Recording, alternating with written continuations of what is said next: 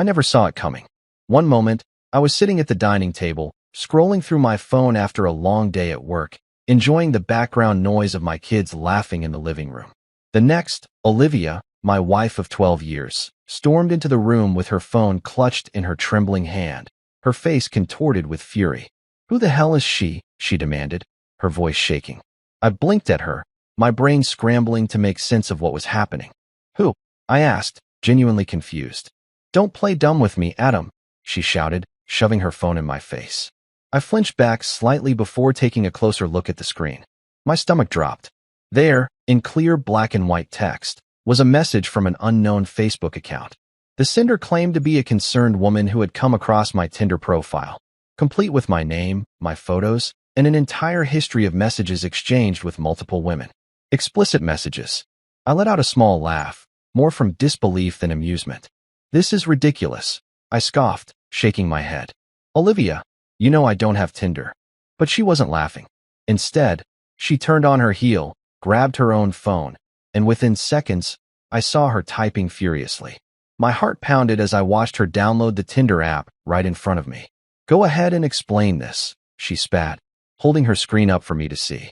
There it was, an active Tinder profile under my name, complete with my photos, my details, and a last active status that read, "Online less than a kilometer away." My stomach twisted. "What the?" My voice trailed off as I snatched her phone and scrolled through the profile. My pictures, my name, my general location. But it wasn't me. I had never created a Tinder account in my life. "Olivia, listen to me," I said, looking up at her. "I swear to you, I don't know who made this. Someone must be using my pictures." She let out a sharp, bitter laugh. "Really? Someone just conveniently decided to catfish women using your face? Do you think I'm stupid, Adam?" I ran a hand through my hair, feeling the weight of frustration pressing down on my chest. "No, of course not. But you have to believe me, Olivia. This isn't my account. I have no reason to be on Tinder. I love you. I love our family. Why would I risk all of that for something this stupid?" But she wasn't listening. Her face was set in stone, her eyes brimming with betrayal and something else, disgust. "I don't know, Adam. Why don't you tell me?" she snapped, turning the phone back toward herself. "Because according to this, you've been very busy." She scrolled through messages I had never sent. Messages filled with flirtation, crude jokes, and worst of all, pictures of me. It felt like my world was tilting off its axis. "Olivia, this isn't me," I repeated, my voice thick with desperation. "Someone is pretending to be me. This is a setup. Please, you have to believe me." She exhaled sharply, shaking her head. "I want to believe you, Adam. But tell me, how did these pictures end up on this account? Pictures I took of you on our anniversary? The same ones you have saved on your laptop?" My breath caught in my throat. My laptop. The realization hit me like a freight train, knocking the air from my lungs. The only time I ever uploaded personal pictures to any device was through my old laptop, the one that had been sitting in our house for months before I got a new one. The one I had loaned to our neighbor, Rick, when he told me his had crashed and he needed something for work. Rick. My mouth went dry. But before I could say a word, Olivia let out a bitter, hollow laugh. "You're silent now, huh?" "Nothing to say," she said, shaking her head. "I gave you a chance to tell me the truth, Adam. I wanted to hear you say it. But now I see I was just wasting my time." My pulse roared in my ears as I watched her expression darken. She didn't believe me. After everything we had been through, after years of love, after 3 kids and a home we built together, she thought I was cheating on her. "Olivia, please," I whispered, stepping toward her, but she recoiled like I was a stranger. "Don't," she hissed, her eyes wet with unshed tears. "I don't even want to look at you right now." She turned and walked away, disappearing into the hallway, leaving me standing there in the middle of our kitchen, drowning in the crushing weight of false accusations. I felt frozen in place, my mind racing. I needed to fix this. I needed to prove to her that this wasn't me, that someone else was responsible for this. But how? How do you prove your innocence when all the evidence is stacked against you? I barely slept that night. Olivia locked herself in the guest room, refusing to speak to me. I sat on the couch, staring at the ceiling, replaying every moment in my head, trying to piece together what had happened. I knew the truth, but it didn't matter, because in her eyes, I was already guilty. And that was when it hit me. The beginning of the end wasn't when she showed me the messages. It was the moment she chose to believe a stranger over me, and I didn't know if I'd ever be able to forgive her for that. I barely had time to process what had happened before Olivia made her next move. She didn't just accuse me. She made sure the entire world knew about it. I sat at the edge of the couch, my fingers clenched into fists, my head pounding. I had spent the entire night in the living room, replaying the events over and over, trying to make sense of it all. How had this happened? How had my life, my marriage, turned into this nightmare in a matter of hours? I had tried speaking to Olivia again that morning, but she ignored me. She walked past me like I didn't exist, like I was already some stranger who had wronged her beyond repair. She had barely looked at me when she left the house, her car pulling out of the driveway at full speed. I didn't know where she was going, but a part of me already suspected. She was going to tell her family, and I was right. By evening, my phone started blowing up. First, it was a text from her sister. "I can't believe you would do this to Olivia. To your kids. You make me sick." Then came another, this time from her mother. "I don't even have the words for what you've done. I just hope it was worth it." And then, the worst one of all, her brother, Marcus. No text, no call, just an ominous notification. "I'm coming over." I barely had time to stand up before the sound of a car screeching into my driveway made my blood run cold. A door slammed shut. Heavy footsteps stormed toward the front porch. I knew what was coming.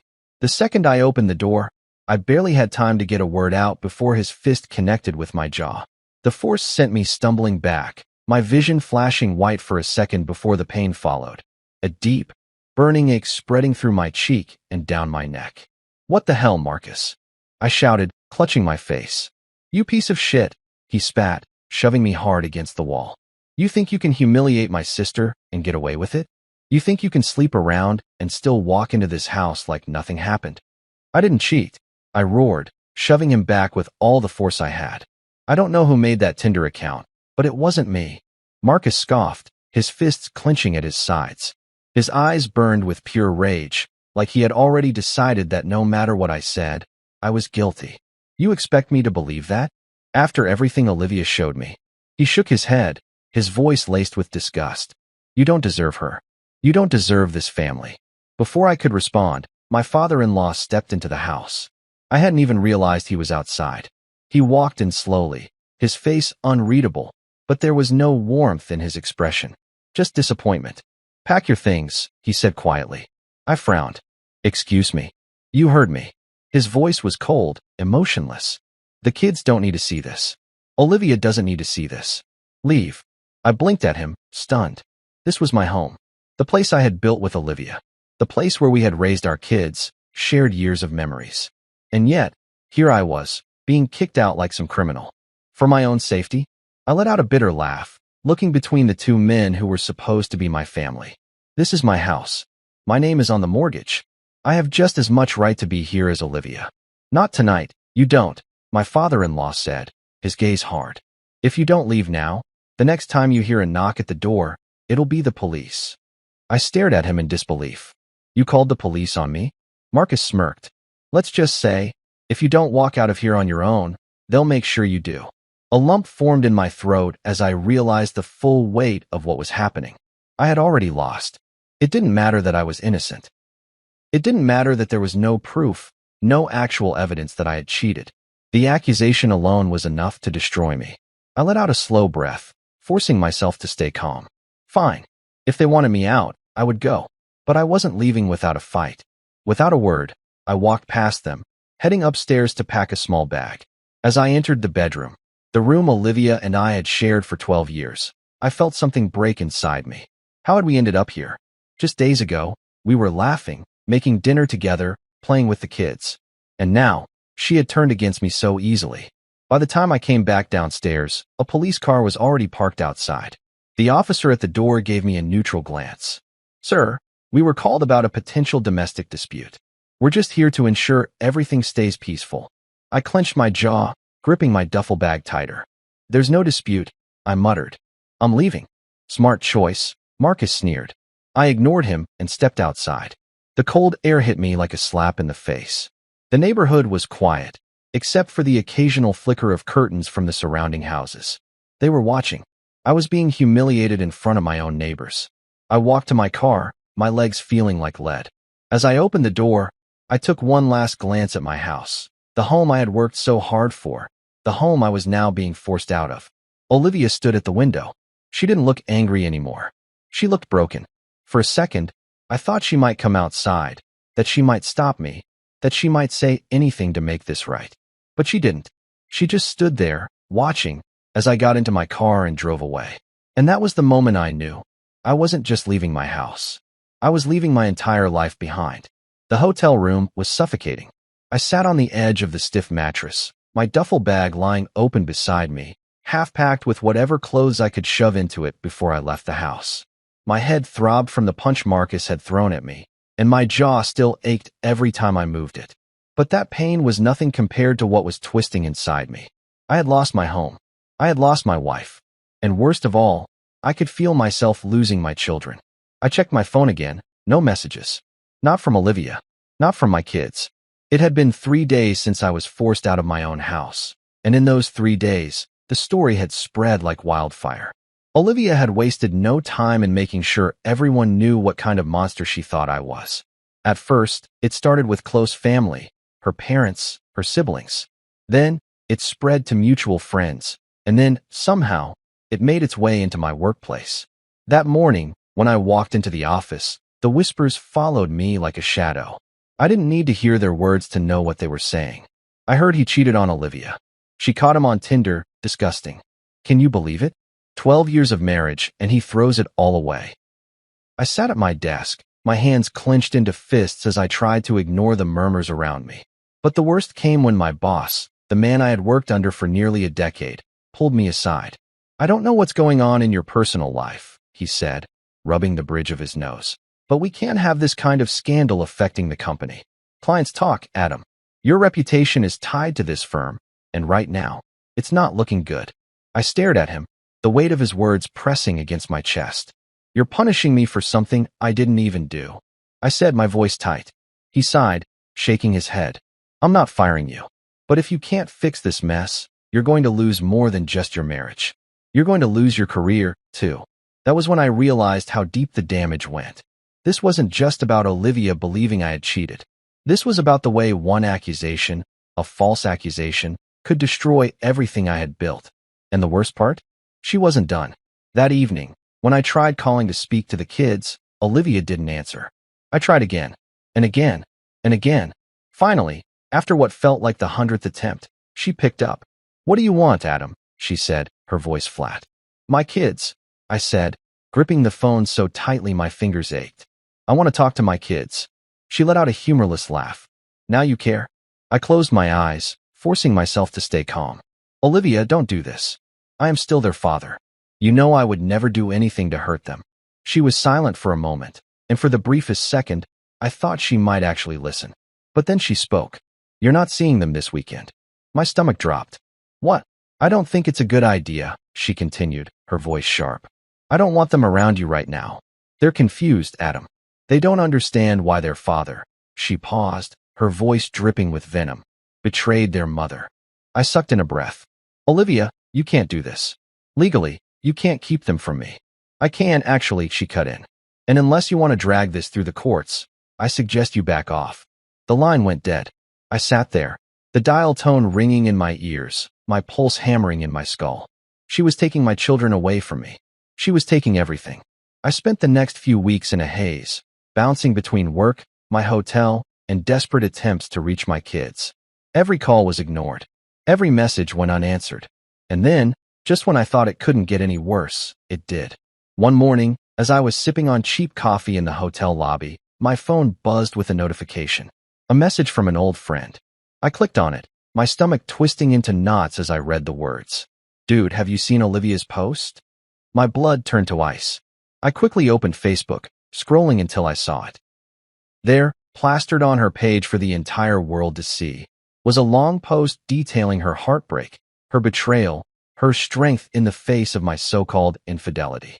She had written about how she had discovered my secret life, how she had been devastated for our children, how she had been left to pick up the pieces after I had thrown our marriage away.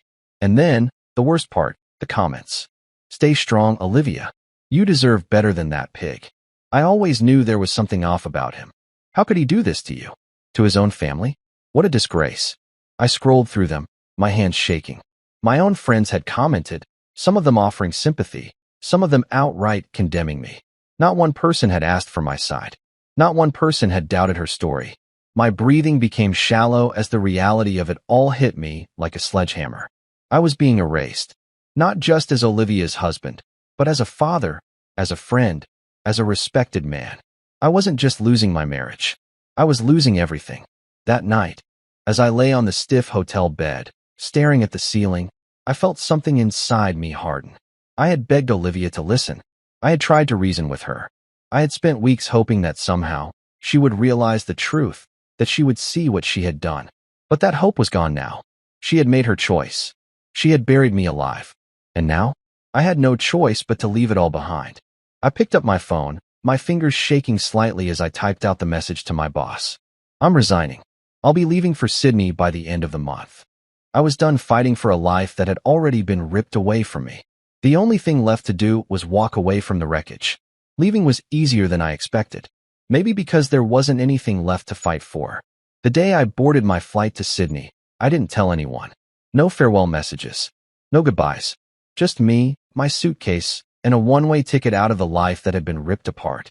As the plane took off, I stared out at the endless sky, my mind numb, my heart hollow. I should have felt something, sadness, regret, maybe even anger. But all I felt was exhaustion. A deep, bone-crushing exhaustion that made me sink into my seat, close my eyes, and let go of the past. Or at least, I tried. The first few months in Sydney passed in a blur. I buried myself in work, throwing everything I had into my new job. The long hours kept me occupied, and when I wasn't working, I was either at the gym or lying awake at night, staring at the ceiling, my thoughts drifting back to the family I had lost. Because even though I had left, they were still there. My children were still there. I tried calling. At first, it was every day, then every few days, then every few weeks. Olivia never answered. Instead, she forwarded everything through lawyers. Legal restrictions. Scheduled visitations I couldn't make because I was on another continent. Updates about the kids that felt more like business reports than messages from the mother of my children. It was like she was slowly erasing me from their lives, just like she had done before. And maybe, just maybe, she had succeeded. Because eventually, I stopped trying. Not because I didn't love them, but because I was tired. Tired of begging. Tired of hoping that Olivia would come to her senses. Tired of waking up every day to a life that felt like a punishment for a crime I never committed. So, I let the silence take over. 14 months passed without a real conversation between me and Olivia. Not one word. Until the night, everything changed. It was a cold November evening when my lawyer called. I had just gotten home from work, tossing my keys onto the counter when my phone buzzed. I almost ignored it. Another case update, another meaningless document to sign. But something about the way his name flashed on my screen made me pick up. Hello. You're going to want to sit down for this, he said. My stomach tightened. What is it? There was a pause. Then he sighed. Olivia knows the truth. I frowned. What truth? The truth about the Tinder account, he said. She found out who really made it. For a moment, I didn't move, didn't breathe. Then, slowly, I sank into the nearest chair. Who? Richard. The name punched the air from my lungs. Richard, I repeated, my voice barely a whisper. Your old neighbor. Apparently, Olivia's friend was at a party a few weeks ago, and she overheard Richard bragging about how he had set up fake accounts using your photos. He thought it was funny, how easy it was to make someone look guilty. When Olivia confronted him, he laughed it off, said it was just a joke, and that he didn't think she'd actually believe it. I clenched my jaw, my grip tightening around my phone. My entire body went rigid as the weight of those words sank in. A joke that had cost me my family, my marriage, my entire life. She's sending you an email, my lawyer continued. An apology, a long one. She wants to talk. I swallowed, my throat dry. My mind was a storm of emotions, rage, disbelief, exhaustion. She wanted to talk? Now that the damage was done? Now that I had spent over a year living with the weight of a crime I never committed? I closed my eyes, exhaling slowly. What do you want me to say to her? My lawyer asked. I opened my mouth, closed it. Then, after a long pause, I said the only thing I could. Tell her we can talk over Christmas. That night, I lay in bed, staring at my phone screen. The email was sitting in my inbox. From Olivia. Subject, I'm sorry. I didn't open it. I wasn't sure if I even wanted to. I already knew what it would say. Regret. Excuses. Explanations. But none of them mattered. Because an apology didn't change what she had done. It didn't change the nights I spent alone in a hotel, wondering how my life had crumbled overnight. It didn't change the fact that she had chosen to believe a stranger over me. It didn't change the fact that she had destroyed me. I put my phone down, rolling onto my back. Christmas was a month away. She wanted to talk. And for the first time in a long time, I had nothing left to say. The December air was crisp when my plane touched down in the city I once called home. It had been over a year since I had last set foot here, but it didn't feel like home anymore. The streets were the same. The buildings stood where they always had. But I felt like a stranger in my own past, walking through the ruins of a life I no longer recognized. I didn't go to our house. I didn't tell Olivia I had arrived. Instead, I checked into a hotel near the city center, unpacked the bare essentials, and sat by the window, staring out at the skyline. This wasn't a vacation. This wasn't a reunion. This was a confrontation, and I had no idea how it would end. The next morning, I arrived at my old house to pick up the kids. I expected Olivia to wait inside and let them come out on their own. I expected a quick exchange, a tense nod, maybe a forced smile. But when I pulled into the driveway, she was standing at the door. She looked different. Not physically. She was still the same Olivia I had loved for over a decade. But there was something in her posture, in the way she shifted on her feet, in the way her hands trembled at her sides. She was nervous. "Can we talk?" she asked as soon as I stepped out of the car. I leaned against the door, arms crossed. No emotion. No reaction. "We already are," I said flatly.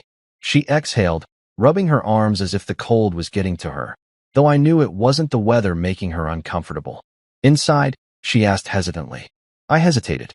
Every instinct in me screamed no. Going into that house meant walking into the past, stepping back into a place that had already spit me out once before. But I had come here for answers. And maybe, just maybe, for closure. "Fine," I muttered, brushing past her and stepping inside. The house hadn't changed. Same furniture. Same warm lighting. Same faint scent of vanilla candles. But it wasn't my home anymore. I sat down on the couch, the same couch I had slept on the night she accused me. The same couch I had left behind when I was thrown out of my own house. She sat across from me, her hands clasped together in her lap. Silence stretched between us. I let her sit in it. Let her drown in it. Finally, she spoke. "I was wrong," she said softly. "I know that now." I said nothing. She swallowed, eyes glassy. "I should have believed you. I should have listened." Still, I didn't speak. Because what was I supposed to say? That I forgave her? That I had just been waiting for this moment, so I could fall into her arms and pretend the past 14 months never happened? No. She exhaled shakily. Her voice broke.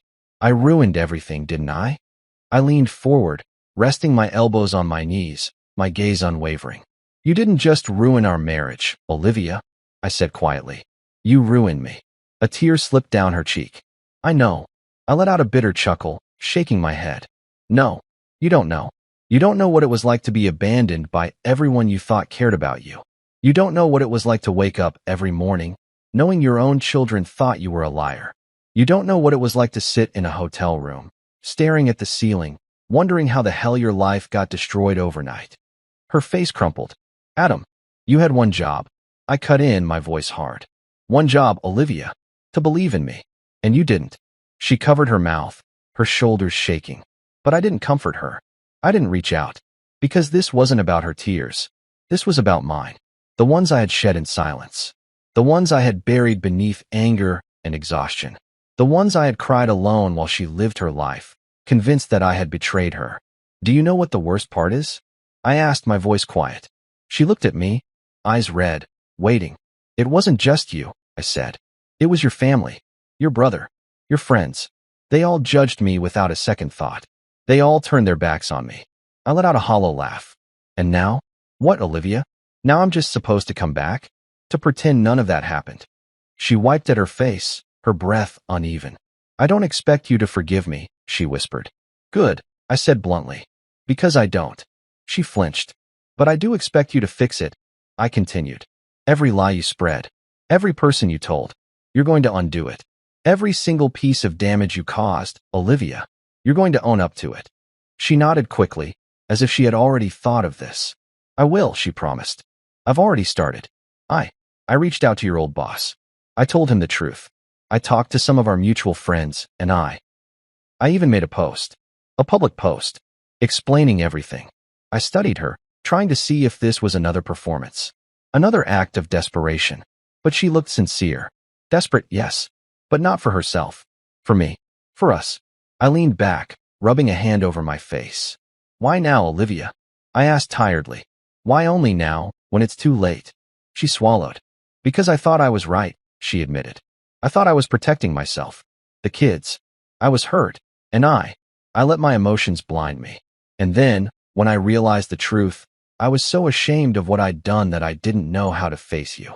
I exhaled slowly, shaking my head. And now, she wiped at her eyes. Now I just want to make things right, even if it takes the rest of my life. Silence settled between us again, but this time, it wasn't heavy. It was hollow, because the damage was already done. I stood up. I need to pick up the kids.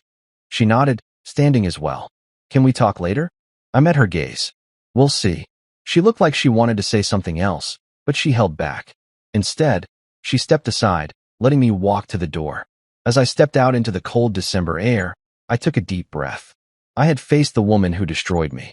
And though she wanted redemption, though she wanted a second chance, I didn't know if I had anything left to give. I drove in silence. The kids were in the back seat, chattering about their school projects, their friends, and the Christmas gifts they were hoping for.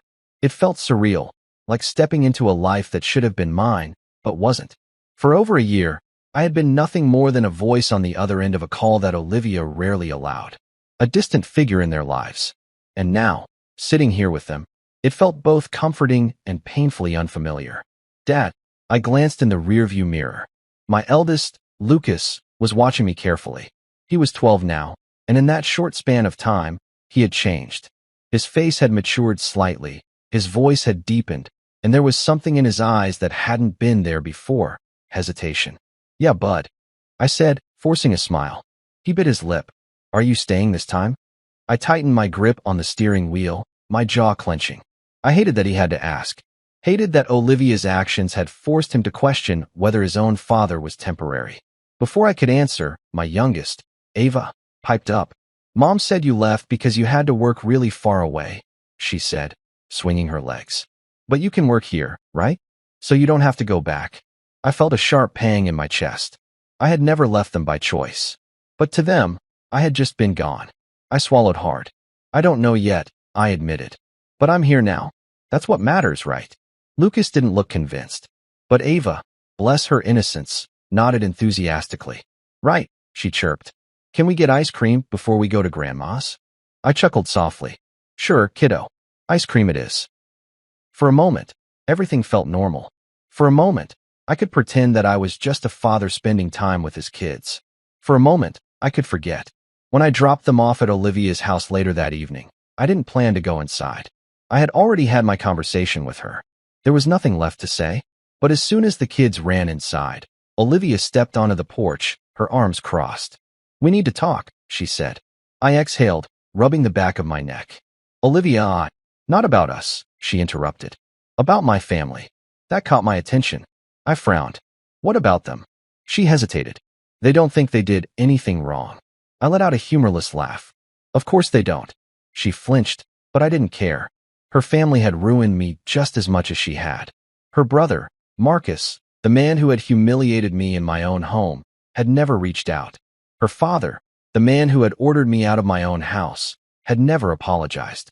Did you expect them to? I asked bitterly.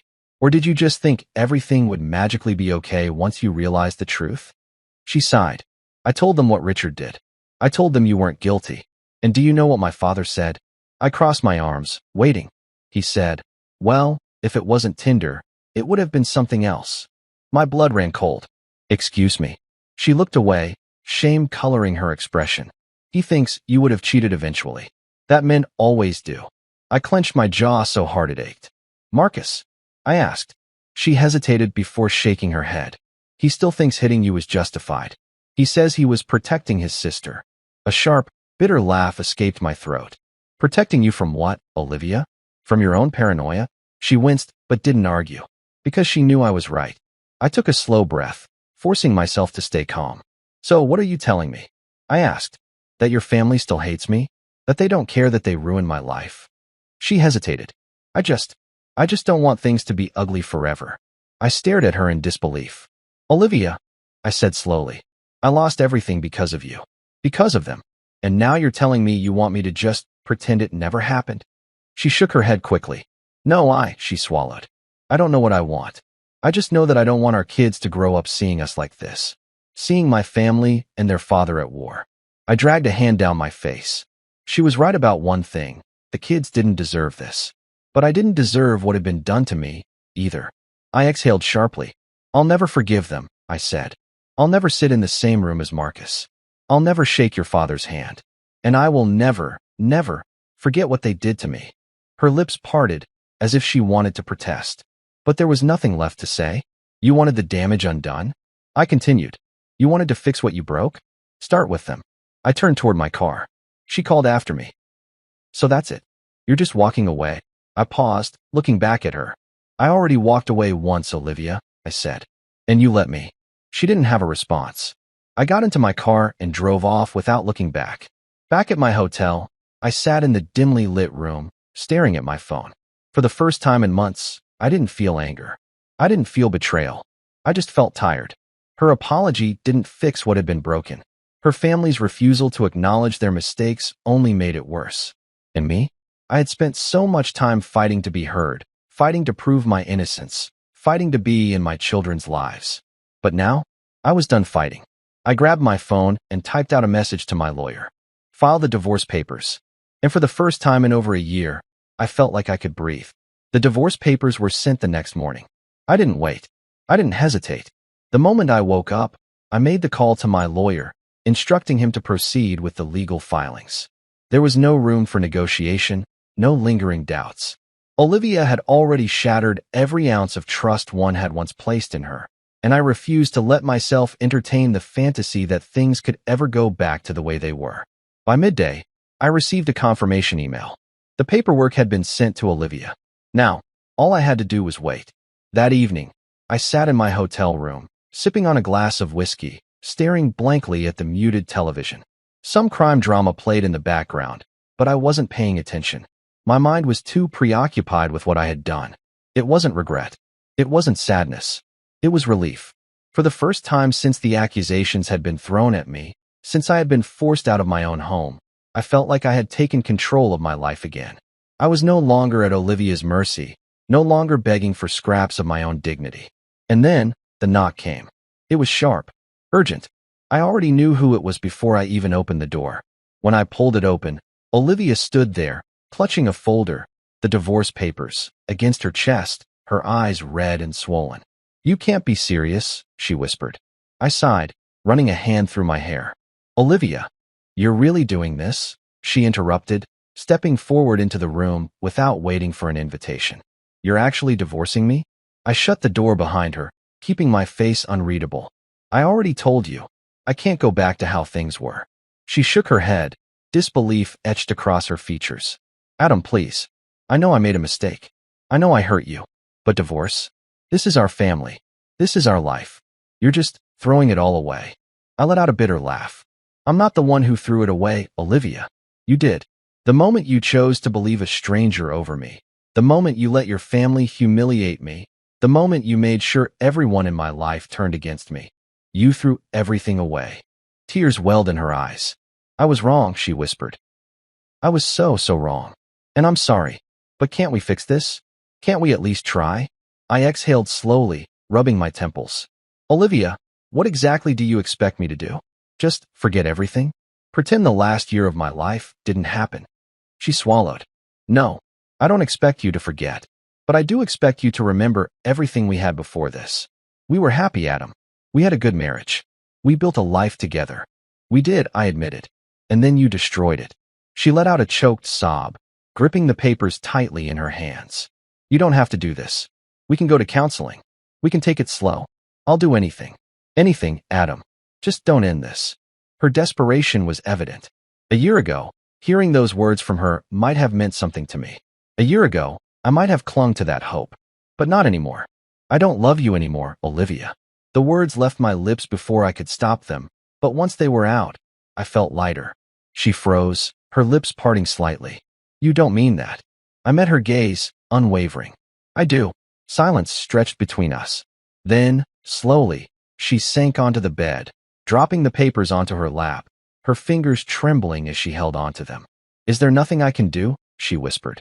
I stared at her, at the woman I had once adored, the woman I had fought for, the woman I had built an entire life with. And all I could feel was emptiness. No, I said quietly. There's nothing you can do. Her breath hitched. I stood up, walking toward the door and pulling it open. You should go.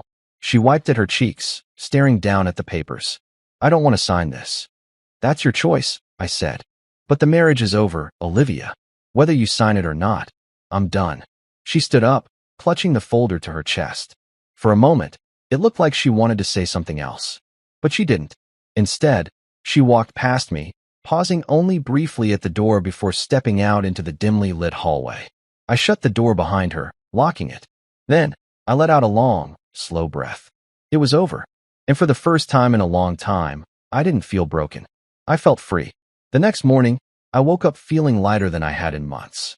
There was no hesitation, no second-guessing, no lingering questions about whether I was making the right choice. The marriage was over. I had spent a year drowning in the pain of betrayal, of being cast aside like a criminal without proof. I had begged for the truth to be seen, for my innocence to matter, but it never did, not when it counted. And now, when Olivia finally knew the truth, when she was willing to beg and plead for a second chance, I felt nothing. No anger, no sadness, no love, only relief. I got dressed, drank my coffee, and went about my day as if nothing monumental had happened the night before. But I knew it had. Because last night, when Olivia walked out of my hotel room clutching those divorce papers to her chest, she had taken the last remnants of our marriage with her. And I was fine with that. Or at least, I thought I was, until I got a call from my lawyer that afternoon. She didn't sign, he said the moment I picked up. I closed my eyes, already feeling the headache coming on. Of course, she didn't. She sent them back and signed, he confirmed. And I just got off the phone with her lawyer. She wants to meet with you again before making a final decision. I pinched the bridge of my nose. For what? You know why, Adam, he said, his tone careful. She's not ready to let go. I exhaled slowly, gripping the phone tighter. She doesn't have a choice. There was a pause on the other end before he finally said, Then you need to tell her that yourself. Later that evening, I found myself outside Olivia's house again. I hadn't wanted to come, but I knew she wouldn't stop until she had this conversation. The kids were with Olivia's parents for the weekend, which meant this would be just the two of us. No distractions, no interruptions, just the final conversation. When she opened the door, she looked exhausted. Her hair was tied up in a loose bun, and she was dressed in an oversized sweater, her face devoid of makeup. But what caught my attention wasn't her appearance, it was her eyes. They were filled with defeat. I stepped inside without a word, following her into the living room. The place was too familiar, yet it felt foreign. I didn't belong here anymore. I hadn't for a long time. She sat on the couch, the divorce papers sitting on the coffee table between us. You didn't sign, I said, getting straight to the point. She looked down at the papers, then back at me. I can't, she admitted, her voice quiet. I leaned forward, resting my elbows on my knees. Why? She swallowed, gripping her hands together in her lap. Because I still love you. I stared at her, letting the weight of her words sink in. A year ago, those words would have meant everything to me. But now, they meant nothing. I sat back, shaking my head. Love isn't enough, Olivia. She flinched, but didn't argue. I know I destroyed everything, she said, her voice trembling. I know I broke you in ways I can't take back. But Adam, we have so much history. We have a family. Doesn't any of that count for something? I let out a slow breath, choosing my words carefully. Of course it does. But history doesn't erase what happened. And our family, that's still going to exist, just in a different way. She wiped at her eyes, shaking her head. I don't want it to be different. You already made it different, I reminded her. The moment you threw me out of this house, the moment you let your family attack me, the moment you told the world I was a cheater without proof, you changed everything, Olivia. Not me. She let out a choked sob. I thought I was doing the right thing. I exhaled sharply. And now that you know you were wrong, you expect me to just forget? She looked away, her shoulders shaking. I just want a chance to fix what I broke. I rubbed a hand down my face, exhausted. Some things can't be fixed, Olivia. Some things just end. She sniffled, looking up at me with glassy eyes. So that's it, she whispered. You're really leaving? I nodded. I am. Her lips trembled. What about the kids?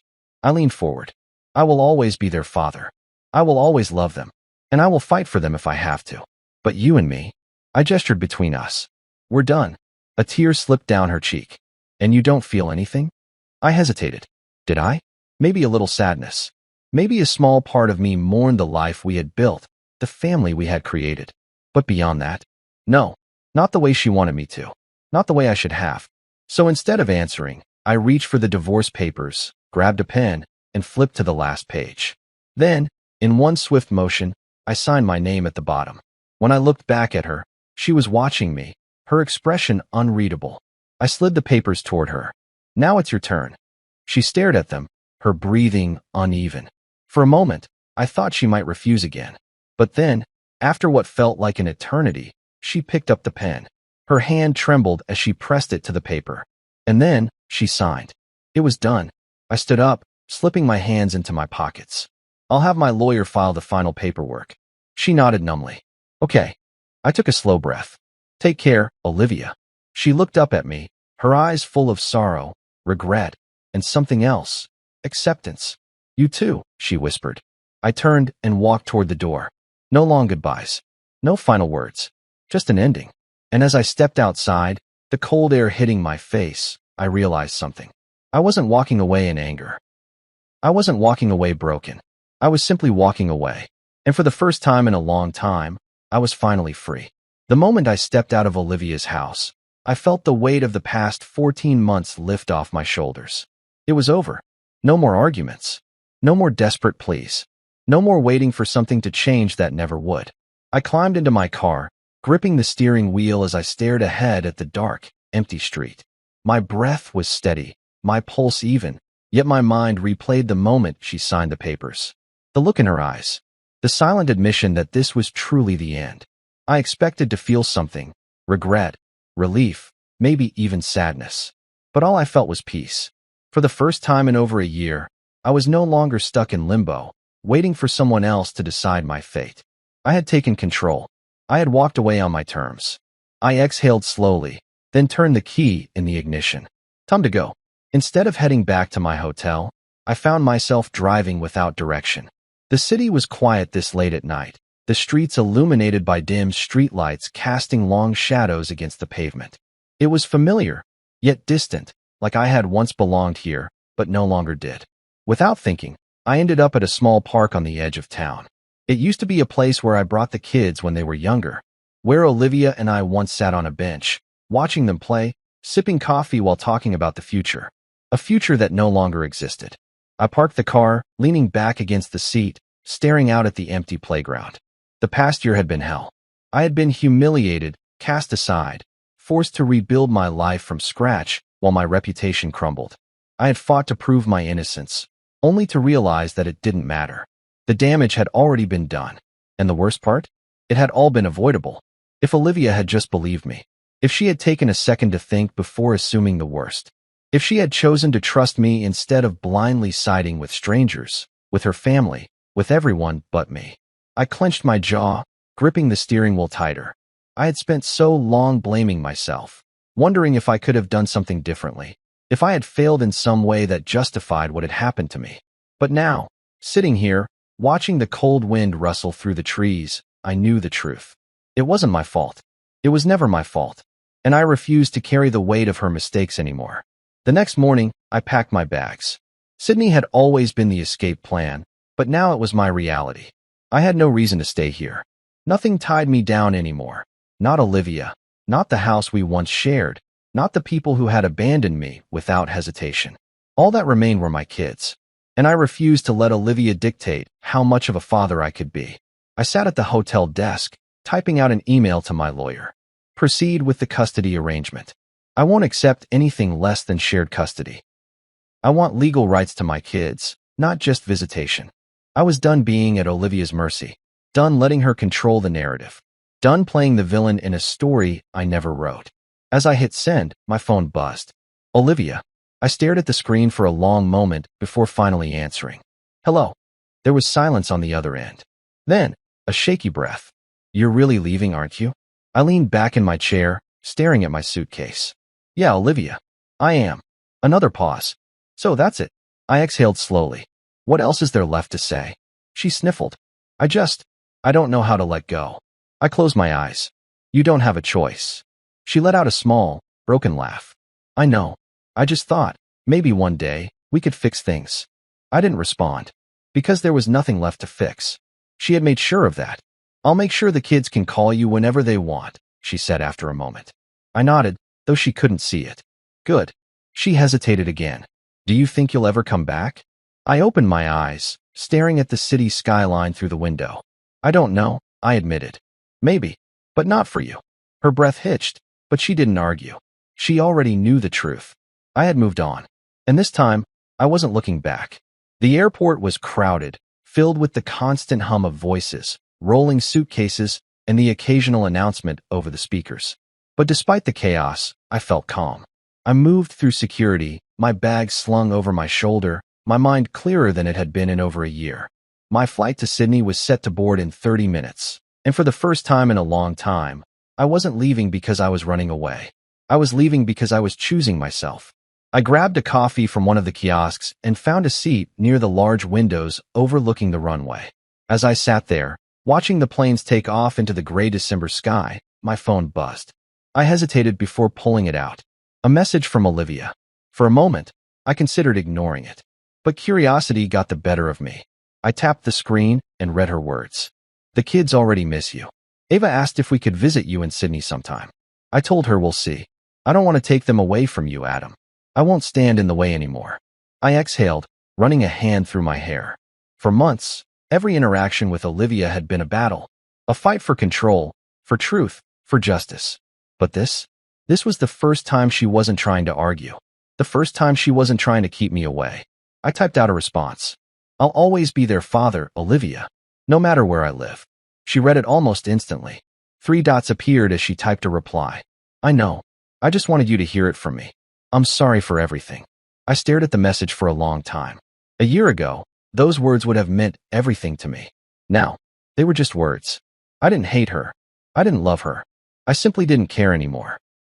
And that was the moment I knew. I had finally let go. I didn't need revenge. I didn't need her to suffer. I just needed peace. And for the first time in over a year, I had it. I typed my final response. Take care, Olivia. Then, I put my phone on airplane mode, took a sip of my coffee, and waited for my flight, ready to start over. And this time, no one could take that away from me. I never thought life could turn out like this, standing in the middle of the Willowbend Country Club, surrounded by people who were supposed to be celebrating me. My name's Julian Hayes, and today's my 35th birthday. At least, that's what Mia told me when she insisted on throwing this party. I'd always been a simple guy, didn't need much to be happy. A quiet life, a good woman by my side, maybe a couple of kids running around someday. That's all I ever wanted. Willowbend seemed like the perfect place to build that dream. It's one of those small towns you see in movies, with tree-lined streets and friendly faces, the kind of place where everyone knows your name. When I met Mia Grant 3 years ago, I thought I'd hit the jackpot. She was stunning, long dark hair, bright green eyes, and a smile that could light up a room. But it wasn't just her looks. She had this sharpness about her, a way of seeing the world that pulled me in. Plus, she came from money. Her parents, Clive and Rosalind Grant, were big shots around here. They owned half the businesses on Main Street, hardware stores, cafes, even the little movie theater with the flickering sign. Me? I was just an outsider, a guy who'd clawed his way up from nothing. No fancy family name, no inheritance, just a knack for tech and a lot of hard work. I'd built my own consulting business from the ground up, helping small companies with their websites and systems. It wasn't glamorous, but it paid the bills. When Mia said she loved me for that, for my grit and my drive, I believed her. I thought we were a team. So when she suggested this birthday party, I didn't think much of it. "Let me spoil you for once," she'd said, brushing her hand across my cheek. "You deserve it, Julian." I'd smiled and nodded, figuring it'd be a nice night. Maybe a cake, some drinks, a few laughs with friends. I didn't need anything big, but Mia loved a good show. The Willowbend Country Club was her family's territory, polished wood floors, chandeliers dangling from the ceiling, waiters in crisp white shirts gliding around with trays of champagne. I'd been here before for her dad's business dinners, always feeling a little out of place among the suits and the small talk. But tonight was supposed to be different. Tonight was about me. I put on my best jacket, a dark blue one Mia picked out for me last Christmas, and drove over with a grin on my face. The parking lot was full, cars lined up like they were waiting for something big. I figured she'd gone all out, maybe invited some of the guys I worked with or the neighbors we'd had over for barbecues. I walked up the stone steps, nodded at the doorman, and stepped inside. The room was packed, just like I'd expected. I saw familiar faces, Tom from the hardware store, Lisa who ran the bakery, even my buddy Mike who'd helped me fix my truck last month. They were all dressed up, smiling, raising glasses like they were toasting something. I felt a little swell of pride in my chest. Mia had really pulled this off. I scanned the crowd for her, ready to pull her into a hug and thank her for making me feel so special. But then I stopped. Something wasn't right. The air felt heavy, like everyone was holding their breath. There were no balloons, no streamers, none of the usual birthday stuff. The big table in the center of the room caught my eye. No cake, no presents, just a stack of papers and a suitcase. My suitcase. The one I kept in the upstairs closet at home. My stomach twisted. I looked up, and there she was, Mia, standing tall and cold, her arms crossed.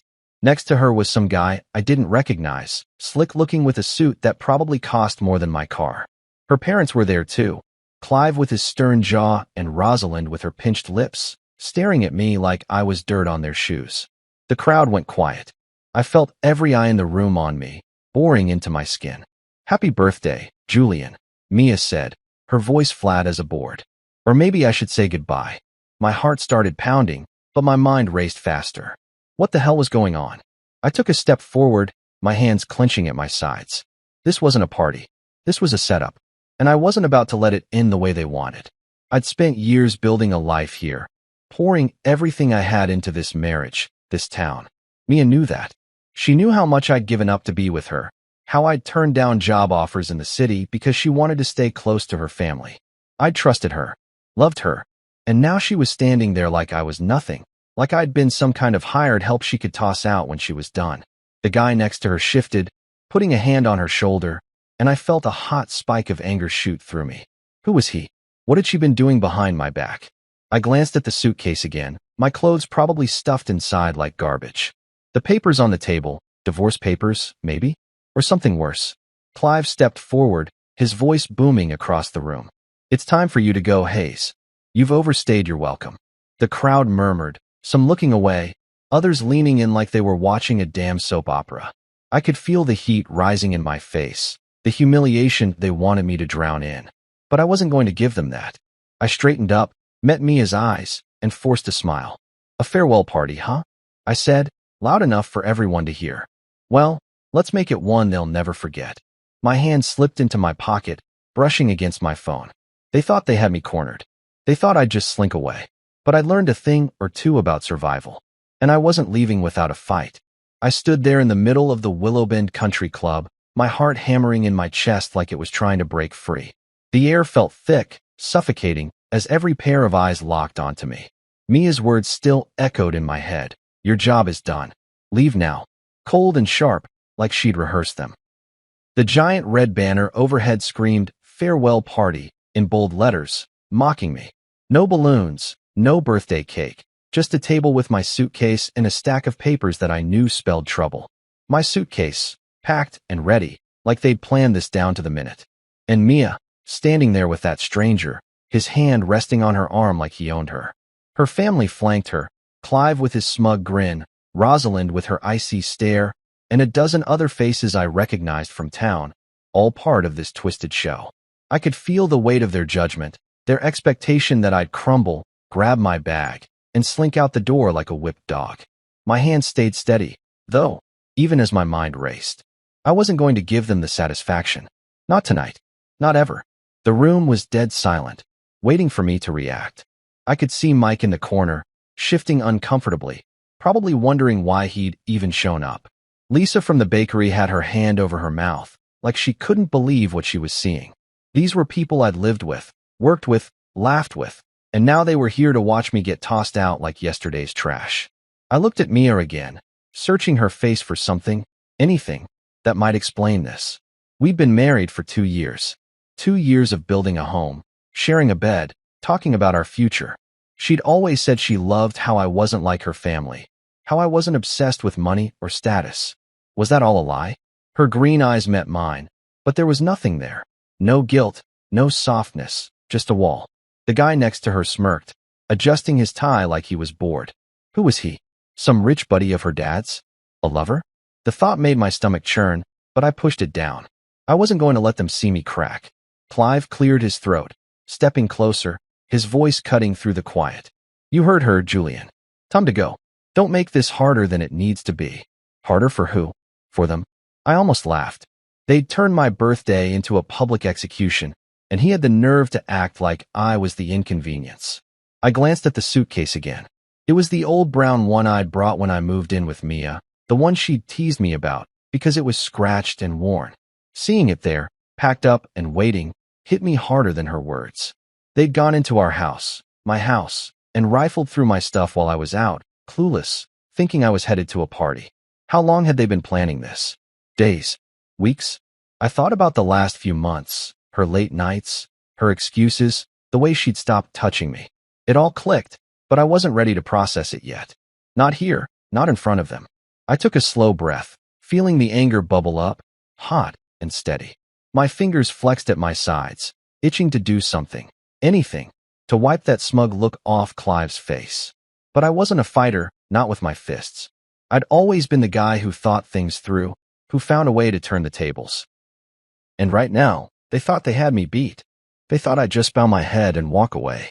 I let my gaze sweep the room, taking in the crowd, some curious, some uncomfortable, some outright enjoying the drama. Then I locked eyes with Mia again and smiled. Not a big grin, just a small, tight one, the kind that says I've got something up my sleeve. A farewell party, I said, my voice steady, loud enough to carry. That's what you're calling this? Fine. Then let's start the real farewell party. I could see her flinch, just for a second, before her mask slipped back into place. Clive frowned, his bushy eyebrows knitting together, and Rosalind muttered something under her breath. They weren't expecting me to talk back. They thought I'd be too stunned, too broken. But I'd spent my whole life being the underdog, growing up with nothing, scraping by, building my business from scratch. I didn't fold easy. My hand slipped into my pocket, brushing against my phone.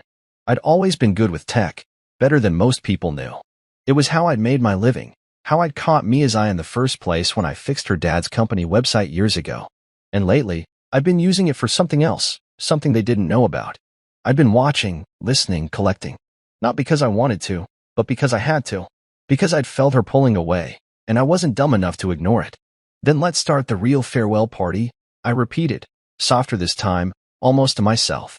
I could feel the shift in the room, the way people leaned in, waiting to see what I'd do. Mia's new guy, whatever his name was, crossed his arms, like he was daring me to make a move. Clive took another step toward me, his face red now, like he was ready to drag me out himself. Don't be stupid, Hayes, he growled. Take your bag and get out. I didn't budge. My mind was spinning, piecing together what I could do, right here, right now. I didn't have everything ready, not yet. But I had enough. Enough to make them sweat. Enough to show them I wasn't the pushover they thought I was. I pulled my phone out, holding it up so they could see it, and watched their expressions change. Mia's eyes narrowed. Clive froze. Rosalind's hand went to her necklace, clutching it like a lifeline. You think you're in control here, I said, keeping my voice calm, even as my pulse raced. You think you can just kick me out and that's the end of it. But this isn't your party anymore. It's mine. I tapped the screen once, just to test them, and saw Mia's jaw tighten. She knew I was up to something, but she didn't know what. Not yet. The crowd was buzzing now, whispers spreading like wildfire. I could feel their energy shifting, some of them starting to doubt the Grants, starting to wonder if maybe I wasn't the fool they'd painted me as. I lowered the phone, slipping it back into my pocket. You want me gone? I said, looking straight at Mia. You're gonna have to work for it. And with that, I turned toward the table, grabbed the stack of papers, and started flipping through them. Divorce papers, just like I'd guessed. But there was more financial stuff, things with my name on them I didn't recognize. My blood ran cold, but I kept my face blank. They weren't just kicking me out. They were setting me up, and I was going to make them regret it. I stood there in the Willowbend Country Club, the stack of papers still in my hands, my eyes scanning the words that felt like a punch to the gut. Divorce papers, sure, but also documents with my name tied to things I'd never signed, bank accounts, property deals, stuff that screamed trouble. Mia and her family weren't just dumping me. They were trying to bury me. The crowd around me was buzzing, a low hum of whispers and shifting feet. But I tuned it out. My mind was racing back, piecing together the last few months, the signs I'd ignored because I didn't want to believe it. I'd always trusted Mia, loved her even when she started pulling away. But now, looking at her standing there with that stranger, her parents backing her up like a wall of steel, I knew I'd been blind. Not anymore. What they didn't know, what none of them knew, was that I'd seen this coming. Not the party, not this exact moment, but the shift, the coldness. And I'd done something about it. I'd been digging, watching, recording. And tonight, that was going to save me. It started a few months ago, maybe 4 or 5. Mia began acting different. She'd always been busy, her family's businesses kept her running around, but it got worse. She'd come home late, hair messy, eyes avoiding mine. Work, she'd say, waving me off when I asked. Just family stuff. I'd nod, pour her a glass of wine, try to keep things normal. But then she stopped sleeping in our bed. I toss and turn too much, she'd said, moving to the guest room down the hall. I'd lie awake at night, staring at the ceiling, hearing her voice through the walls, soft, secretive, talking on the phone. I told myself it was nothing, that I was overthinking it. But my gut wouldn't let it go. I'm not the jealous type, never have been. I built my life on logic, on figuring things out. Tech was my world, after all. So I started paying attention. Little things at first. How she'd lock her phone when I walked into the room. How her work excuses didn't add up. She'd say she was at her dad's office, but I'd drive by and see the lights off. Then there were the looks Clive gave me, sharp and dismissive, like I was in the way. Rosalind stopped inviting me to their fancy dinners. It all piled up, and I couldn't ignore it anymore. So I did what I do best. I got smart. I didn't confront her, didn't yell or beg for answers. I went quiet, started digging. I'm good with computers, better than Mia ever realized. She thought I just fixed websites, but I knew how to track things, how to find what people tried to hide. I put a little recorder in the guest room one night when she was out, nothing fancy, just a cheap thing I picked up online. I felt sick doing it, like I was crossing a line, but I had to know. The first time I listened, it was just her laughing, talking to someone about plans. Then I heard his name, Caleb Morris. I didn't know him then, but I found out quick. He was her dad's investment partner, some slick guy who'd moved to town a year ago. I'd seen him at a couple of Grant family events, always in a suit, always smiling too much. The recordings kept coming, her giggling with him, whispering about me like I was a joke.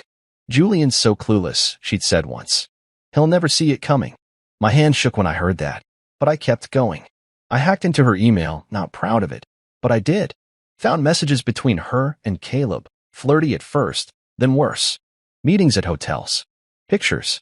I wanted to throw up, but I saved it all. Then I went deeper. I started looking at Grant Holdings, her family's company. Mia had put my name on some of their accounts when we got married, said it was a partnership, a way to tie me into the family. I'd been flattered, signed where she told me to. Dumb move. Now I saw why. Shell companies, fake land deals, money moving through accounts with my signature on them. They were using me as a shield, a fall guy if things went south. I found Clive's voice on one recording, bragging to Caleb about how they'd clean it up with my name. Hayes won't know what hit him, he'd said. I backed it all up, every file, every clip, on a hard drive I kept hidden in my truck. I didn't know what I'd do with it, not exactly. I just knew I wasn't going to let them win. Not after everything I'd given them, my trust, my time, my life. Tonight, standing here with those papers in my hands, it all made sense. The farewell party wasn't just about kicking me out of the marriage, it was about kicking me out of everything, leaving me to take the blame for their mess. I looked up at Mia, her face hard and unreadable. The guy next to her, Caleb, I realized now shifted, watching me like I was a bug he wanted to squash. Clive was still glaring, Rosalind clutching her pearls like I'd offended her delicate sensibilities. The crowd was restless, waiting for me to break. But I wouldn't. I set the papers back on the table, slow and deliberate, letting them see I wasn't rattled. My mind was clear now, sharper than it had been in months. I'd been preparing for this, even if I didn't know it had happened tonight. Every snide remark Mia made, every secret call she thought I didn't hear, I'd caught it all. I had proof. Evidence. Power. You think you've got this all figured out? I said, keeping my voice low but firm, loud enough for Mia and her family to hear. You think I'm just gonna walk away and let you pin this on me? Mia's eyes flickered, just for a second, like she wasn't sure what I meant. Clive snorted, crossing his arms. You don't have a choice, Hayes, he said. It's done.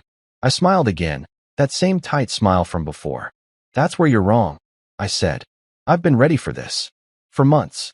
I patted my pocket where my phone sat, loaded with everything I'd collected, recordings, emails, screenshots. They didn't know yet, but they would. This wasn't just a breakup. This was war. And I'd been building my weapons in the dark, waiting for the right moment. Tonight was it. My trigger. I took a step back, letting the tension hang, feeling the crowd lean in. They wanted a show? I'd give them one. But it wasn't going to end the way the Grants expected. Not by a long shot. I stood there in the Willowbend Country Club, the air crackling with tension, my hand resting on my phone like it was a loaded gun. The crowd was a blur of faces, some shocked, some confused, all waiting to see what I'd do next. Mia's eyes were locked on me, narrow and suspicious, like she was finally realizing I wasn't the pushover she'd counted on. Caleb stood beside her, his smug grin fading just a little. Clive and Rosalind were still in their firing squad formation, thinking they had me cornered with their little farewell party stunt. My suitcase sat on the table, the papers next to it screaming their plan. Divorce me, dump me, pin their dirty deals on me. But they didn't know what I had in my pocket. Months of work, months of watching them when they thought I was asleep or too dumb to notice. Recordings, emails, proof. And now, with every eye in the room on me, it was time to pull the trigger. I wasn't just going to walk away. I was going to turn their game upside down. I took a deep breath, feeling the weight of the moment settle on my shoulders. My fingers slid over my phone, pulling it out slow and deliberate. The giant screen on the wall behind the table, usually used for golf tournament scores or wedding slideshows, was about to become my weapon. I'd hacked into the club's system a while back, just a little side project when I was bored one weekend. Never thought I'd use it like this. With one tap, I connected my phone to the projector, and the screen flickered to life. A grainy video popped up, loud and clear, Mia and Caleb, tangled up in our bedroom, laughing like it was some big joke. Her voice cut through the speakers, sharp and familiar. Julian's out tonight. We've got ours. Gasps rippled through the crowd. I didn't look at her, didn't need to. I could feel her stare burning into me, hot and furious. Another tap, and the video switched, Clive this time, sitting in his office, his voice booming as he bragged to someone off-screen. We've got the land locked up. Paid off the inspector last week. Hayes' name's on the deed. He'll take the fall if it blows up. More gasps, louder now. The room was alive, buzzing with shock and whispers. I turned to Mia, keeping my face calm, even as my heart pounded. You planned this, she hissed, her voice low but shaking. For months, I said, loud enough for everyone to hear. And now it's live-streamed. Over 500 people watching online, last I checked. Her eyes went wide, and I saw the panic hit her. Clive lunged forward, his face red as a tomato. Turn that off, Hayes. You've got no right. But I held up a hand, cutting him off. I've got every right, I said. This is my party now. The door swung open then, and Dana Roth walked in, my lawyer, my ace in the hole. She was a short woman, barely 5 feet, but she carried herself like she owned the place. Her dark hair was pulled back tight, and she had a folder in one hand, court orders in the other. The crowd parted as she strode up to me, her heels clicking on the polished floor. Mr. Hayes is here to renegotiate everything, she said, her voice cool and sharp, aimed straight at the Grants. And you'll want to listen. The room exploded into chaos. People were talking over each other, some pulling out their phones to record, others just staring like they couldn't believe it. Rosalind grabbed Mia's arm, whispering something frantic, but Mia shook her off, her face pale. Caleb took a step back, like he wanted to disappear. I watched it all unfold, feeling a strange calm settle over me. This was it. The moment I'd been building toward without even knowing it. Dana set her folder on the table, flipping it open to show a stack of papers. Legal stuff? Evidence I'd handed her last week when I finally admitted what I'd found. You thought you could use Julian as your patsy, she said, looking at Clive. But he's been smarter than you from the start. We've got recordings, financial records, emails. Enough to bury you. Clive sputtered, his mouth opening and closing like a fish. This is outrageous. You can't. Oh, we can, Dana cut in. And we will. I stepped forward, picking up where she left off. You wanted me gone, I said, my voice steady, carrying over the noise. You wanted me to take the blame for your scams, your lies. But I've got it all. Every word you said, every move you made. And now the whole town knows. I pointed at the screen, where Clive's voice was still looping, admitting to payoffs and fraud. People were filming it, sharing it. I could see the numbers ticking up on my phone. 700 viewers now, 800. Mia's hands were shaking, and for the first time, she looked small, like the weight of her own mess was crushing her. Julian, she said, her voice cracking. You don't have to do this. I almost laughed. You did this, I said. You and your family. I'm just showing everyone the truth. Dana tapped the court orders on the table. These freeze your assets, pending investigation, she said to Clive. And this one, she held up another paper, grants Mr. Hayes immediate access to all joint accounts you put in his name. He's not leaving empty-handed. The crowd was roaring now, some cheering, some shouting questions. I caught Mike's eye across the room. He gave me a nod, like he was proud. Lisa was smiling, her phone out, filming the whole thing. I'd gone from the guy they pitted to the guy fighting back, and they were eating it up. Clive tried to argue, his voice hoarse. This is slander. I'll see you. Go ahead, Dana said, smirking. We've got more than enough to counter it. I watched him deflate, his shoulders slumping. Rosalind was crying now, quiet little sobs, but I didn't feel sorry for her. Not after what they tried to do to me. I turned back to the screen, letting the footage play. Every second was another nail in their coffin, and I wasn't stopping it. My phone buzzed, 1,000 viewers now. Word was spreading fast. I leaned in close to Mia, keeping my voice low so only she could hear. You should have known better, I said. I don't break easy. She didn't say anything, just stared at me like she was seeing me for the first time. Maybe she was. I stepped back, letting Dana take over, her voice cutting through the chaos like a blade. We're just getting started, she said to the Grants. You'll hear from us, and the police very soon. I stood there, watching it all, feeling the power shift. They'd thrown me a fake party to get rid of me, but I turned it into their downfall. And I wasn't done yet. I watched the Willowbend Country Club erupt around me, the chaos I'd unleashed swirling like a storm.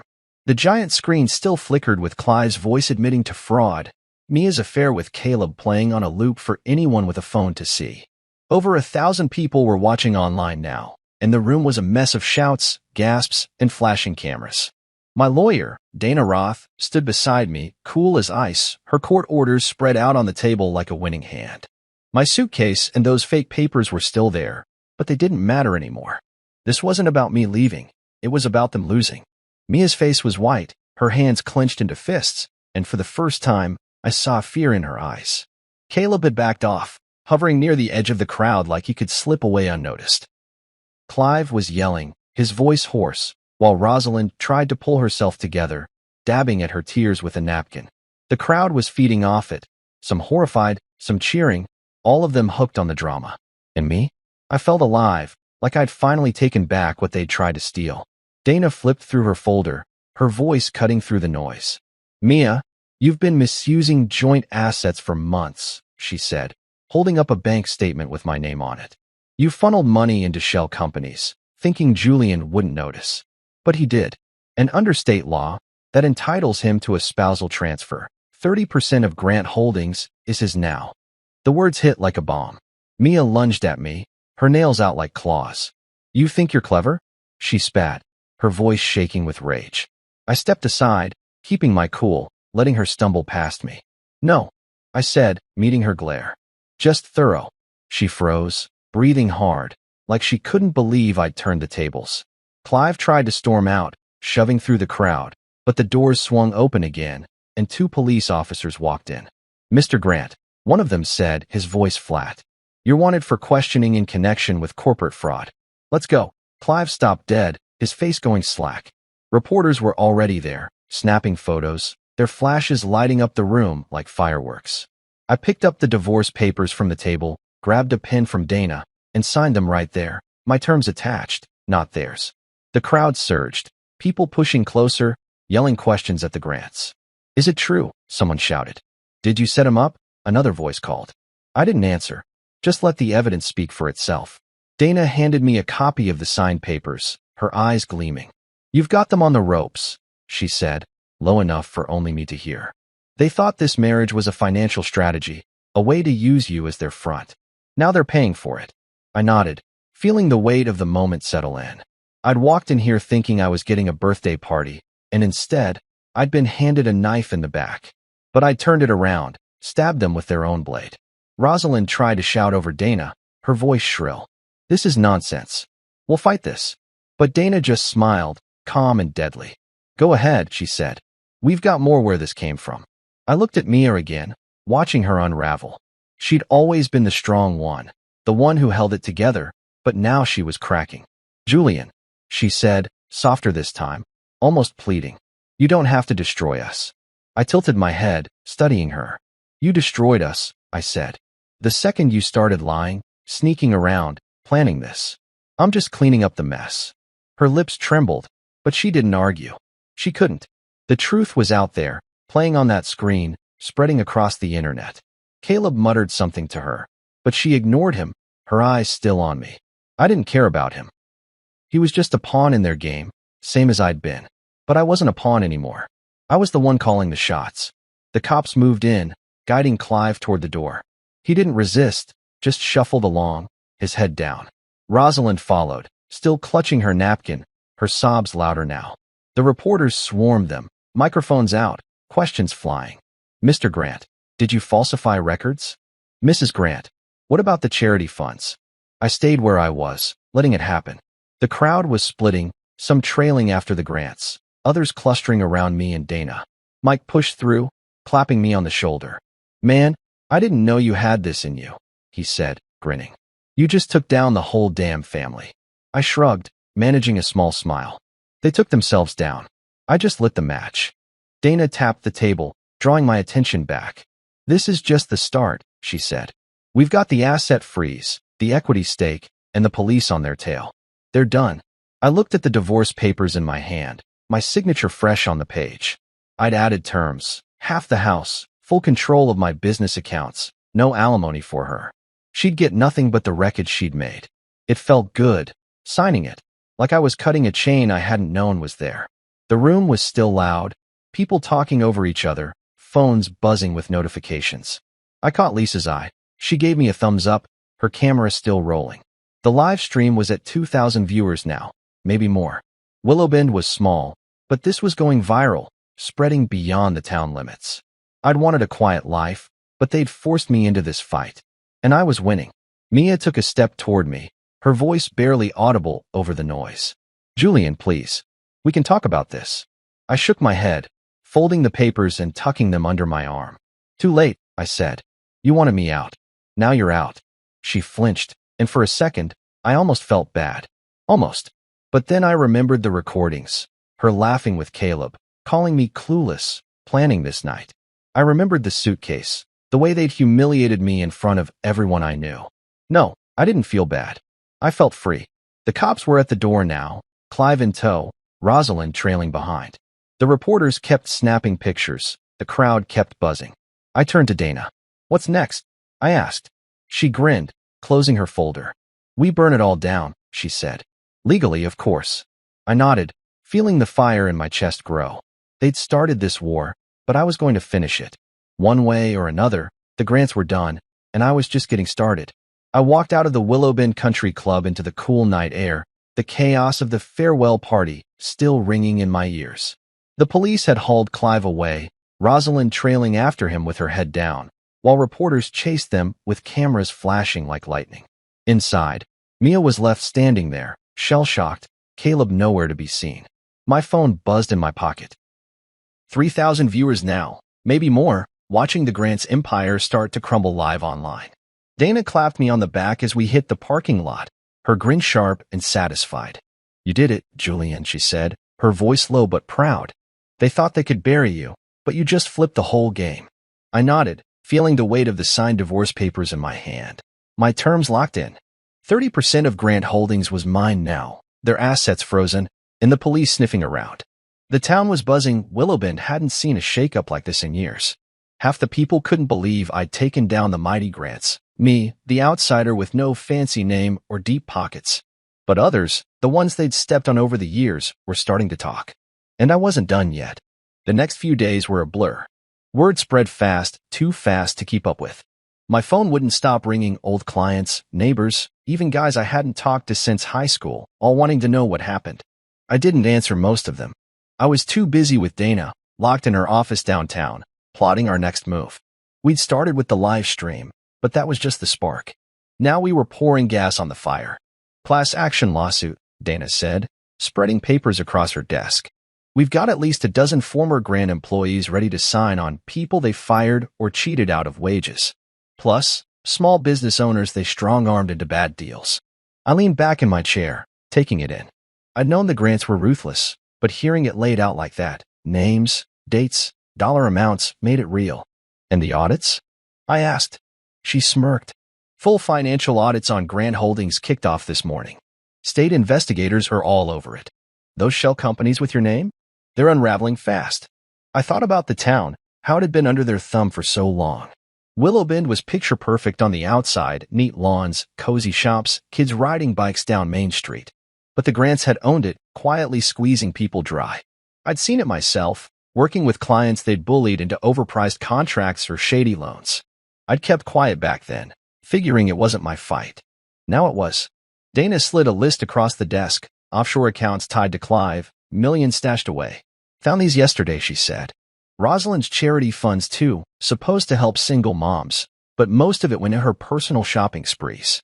I shook my head, disgust curling in my gut. They're done, I said. Not yet, Dana replied.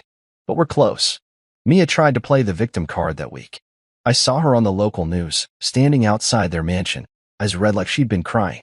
I've been betrayed too, she said, her voice shaky. Julian's twisting everything. I just want to move forward. I turned off the TV, tossing the remote on the couch. She could cry all she wanted. Caleb had bolted, probably halfway across the state by now, and her reputation was trash. No one bought it. Not after the recordings, the emails, the proof I'd blasted out for the world to see. I'd moved out of our house by then, crashing at a cheap motel on the edge of town. Didn't need much, just a bed, a shower, and a place to think. The house was mine now, legally, but I couldn't stay there. Too many memories, Mia cooking dinner, us laughing on the porch, all of it tainted now. I'd sell it later, once the dust settled. People started coming to me, quiet at first. A guy named Marcus stopped by the motel one morning, hat in hand. He'd worked for Grant Holdings as an accountant until they fired him for asking too many questions. I saw what you did, he said, shifting on his feet. I've got files, stuff they told me to shred. Can I help? I nodded, told him to talk to Dana. Then there was Sarah, who ran a flower shop Clive had forced into a lease she couldn't afford. They threatened to shut me down, she said, her voice trembling. I've got nothing left to lose. By the end of the week, we had a small army, people the Grants had crushed, ready to fight back. I wasn't the outsider anymore. I was the guy who'd stood up, the one they could trust. It felt strange, being that person, but it fit. Dana and I kept pushing. The asset freezes hit hard. Clive's fancy cars got impounded, their mansion locked down. Rosalind's charity was shut pending investigation, and the town started turning. I'd walk down Main Street and get nods, smiles, even a good job, pays from Tom at the hardware store. The Grant's name was poisoned now. People stopped shopping at their stores, canceled contracts. Mia called me once, late at night, her number popping up on my phone. I let it ring, watching it until it went to voicemail. Julian, we need to talk, she said, her voice small. Please. I deleted it. She didn't get to beg now, not after what she'd done. I wasn't angry anymore, just done. Done with her, with them, with being their tool. By Friday, the legal counteroffensive was in full swing. Dana filed the class action, naming me as lead plaintiff. This isn't just about you anymore, she said, handing me the paperwork. It's about everyone they hurt. I signed it, feeling the weight of those names, Marcus, Sarah, dozens more. We were tearing down the Grants' empire, brick by brick. The audits uncovered more fake invoices, tax evasion, payoffs to local officials.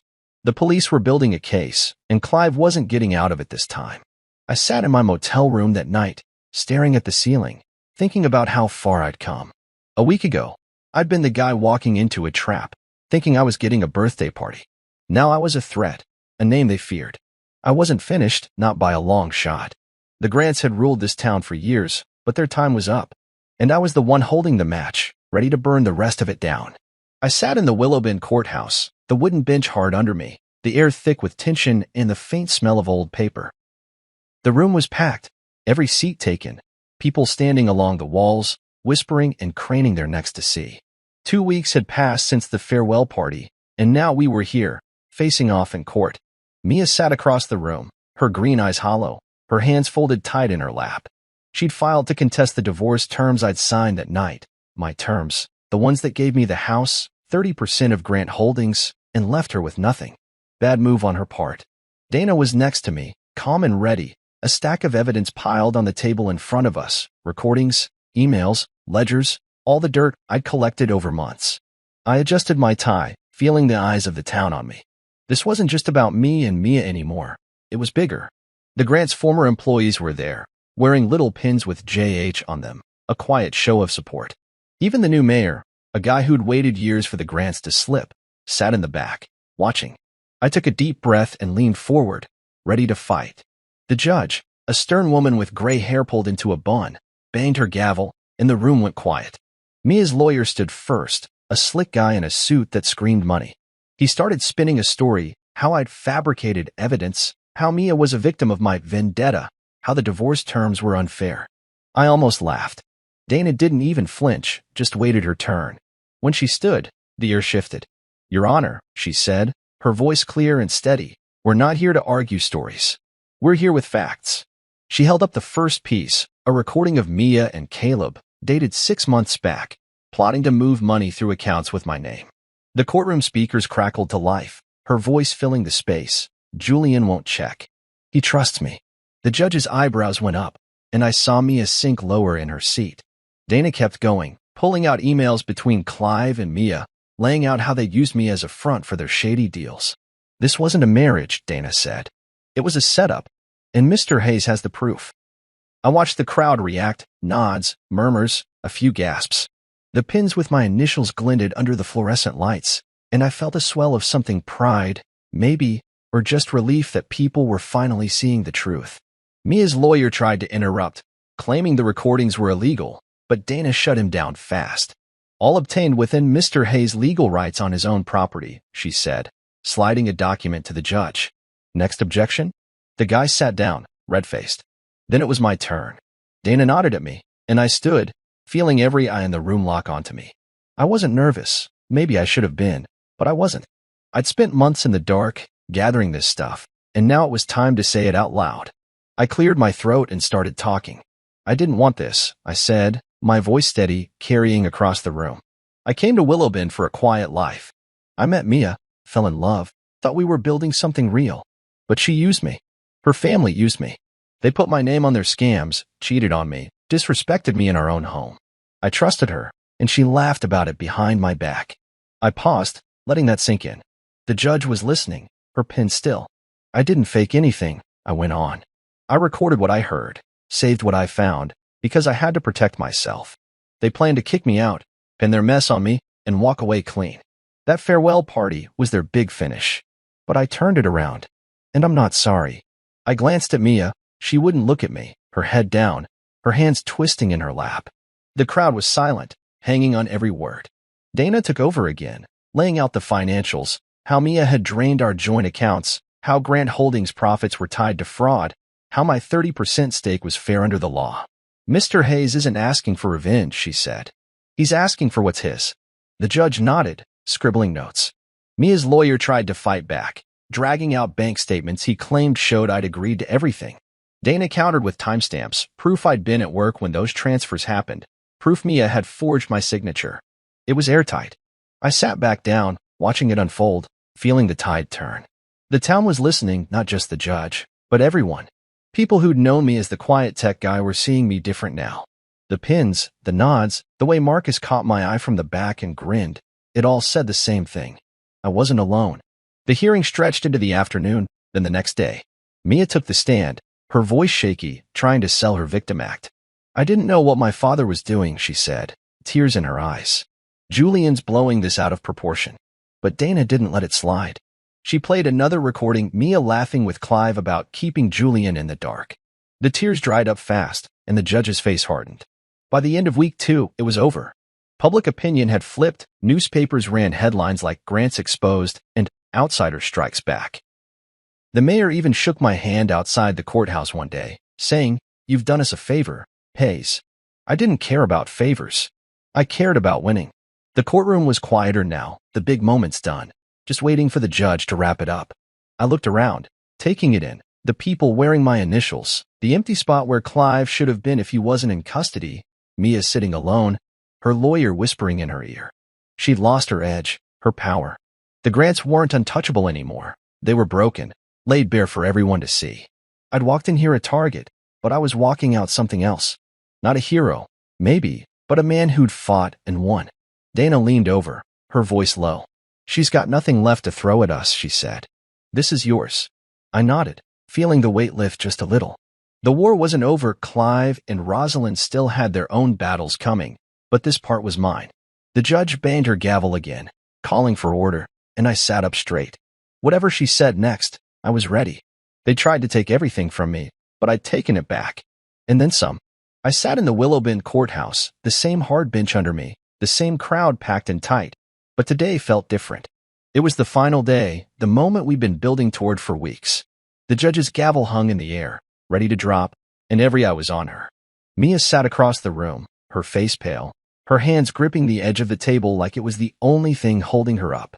Her lawyer had run out of tricks. Dana had dismantled every lie, every excuse, with cold, hard proof. My recordings, my emails, my months of quiet work had paid off. The town was watching, not just in the courtroom, but online, on the news, everywhere. The Grants' empire was crumbling, and I was the one who'd swung the hammer. I adjusted my jacket, feeling the weight of the divorce papers I'd signed that night at the club, my terms locked in. This was it, the verdict, the fall, and I was ready to walk away with my head high. The judge cleared her throat, her voice cutting through the hum of the room. "After reviewing the evidence and testimony," she said, "I'm prepared to rule."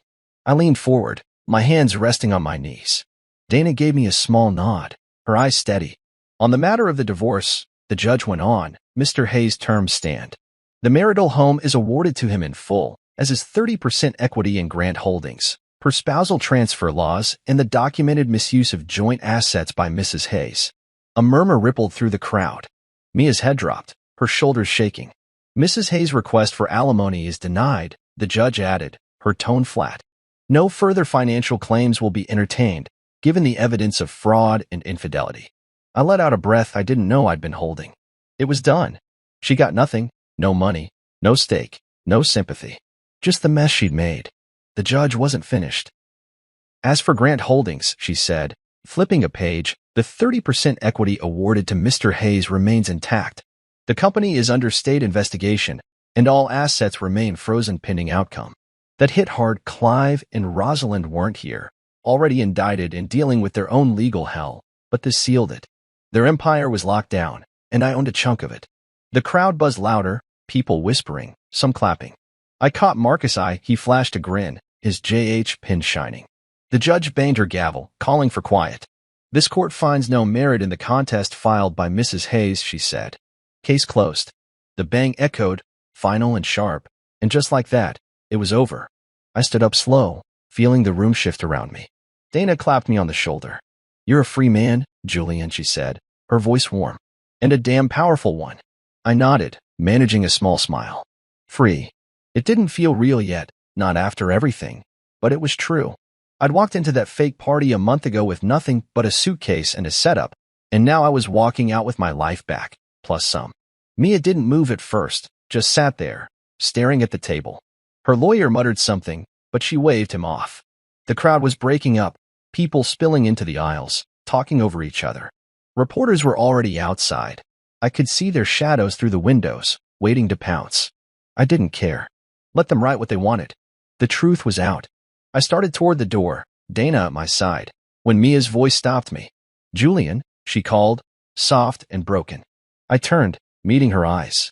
She looked small, fragile, nothing like the woman who'd stood so tall at that party. "Can we talk?" she asked, stepping closer. The room quieted a little, people watching. I studied her, those green eyes I used to love, now red and tired.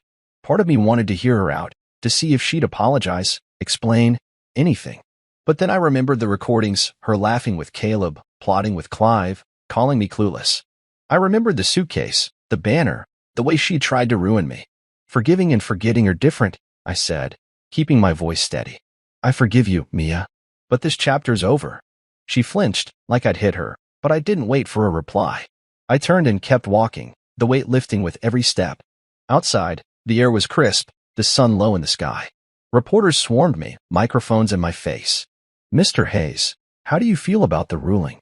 What's next for Grant Holdings?" I held up a hand, stopping them.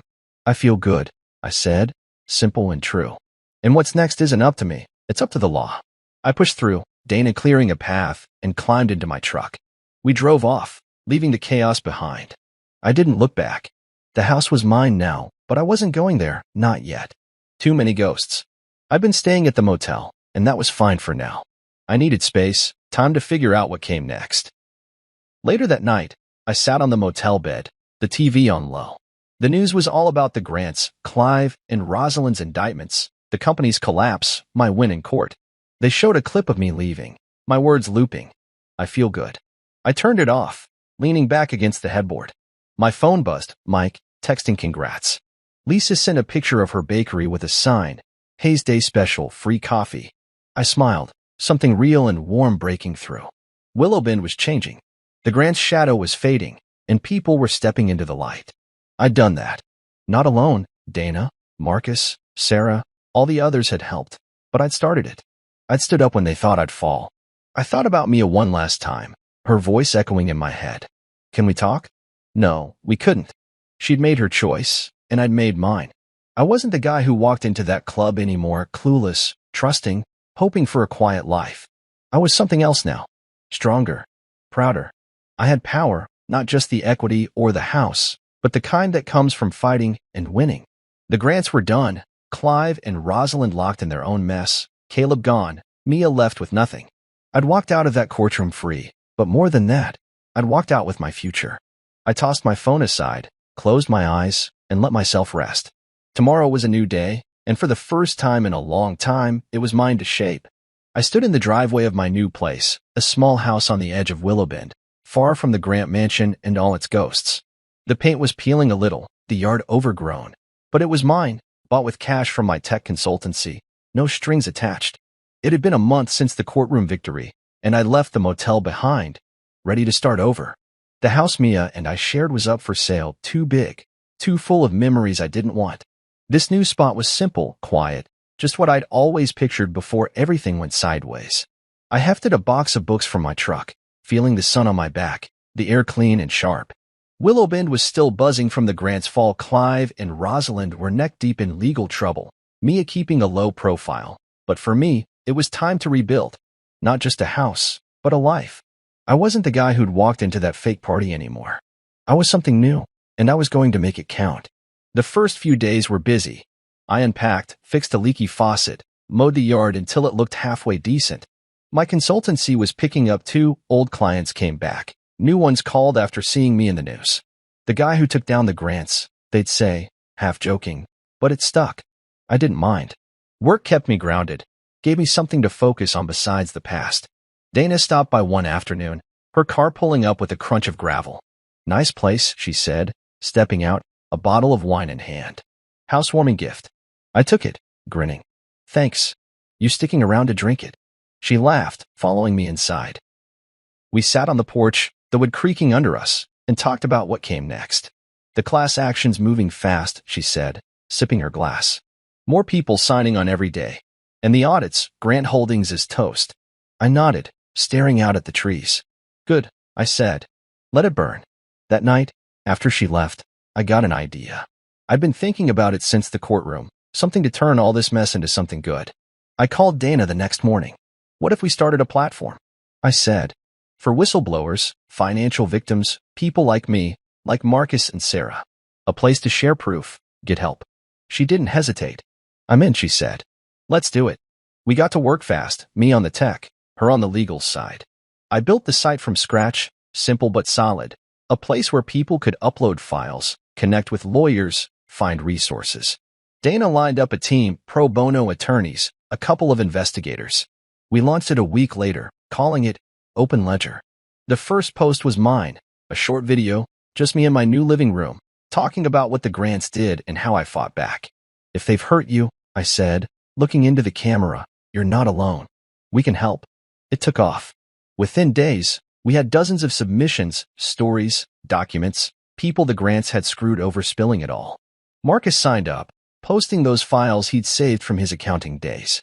Sarah shared her lease nightmare.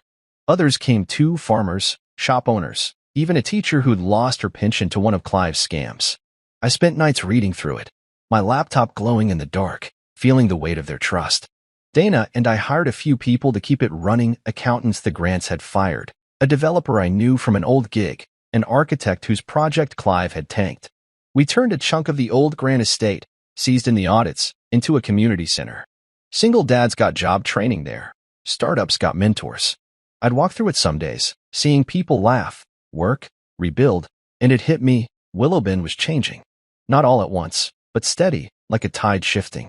The town itself was different now. People didn't whisper about the grants anymore. They talked loud, unafraid. Main Street felt lighter, shops picking up without Clive's shadow over them. I'd get waves when I drove through, smiles from folks I barely knew. Lisa at the bakery started Haze Blend, coffee, strong and no nonsense, she said, like me. Mike helped me fix up the house, hammering nails and cracking jokes about my superhero phase. I laughed it off, but it stuck with me. I wasn't a superhero, just a guy who'd had enough and fought back. But if that's what they saw, I'd take it. One evening, Marcus showed up with a check, a loan I'd given him to start his own firm, paid back early. "Couldn't have done it without you," he said, shaking my hand. I shrugged, pocketing it. "You did the work," I told him. "I just opened the door." I kept busy, but Mia lingered in my head sometimes. I hadn't seen her since the courthouse, that last "Can we talk?" echoing when I least expected it. I heard she'd moved out of the mansion, renting a place downtown, keeping her head down. Part of me wondered if she'd try again, show up with more tears or excuses. But she didn't, and I was glad. I didn't hate her, not anymore. I'd let that go, burned it out with the rest of their mess. This was about moving forward, not looking back. Open Ledger grew, hundreds of users now, stories pouring in from beyond Willowbend. Dana got calls from bigger firms, wanting to partner, but we kept it ours.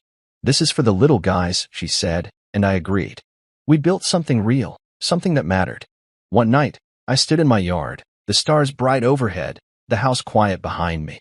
I thought about that party, how I'd walked in expecting cake and walked out with a war. Now, the war was won, the ashes cooling.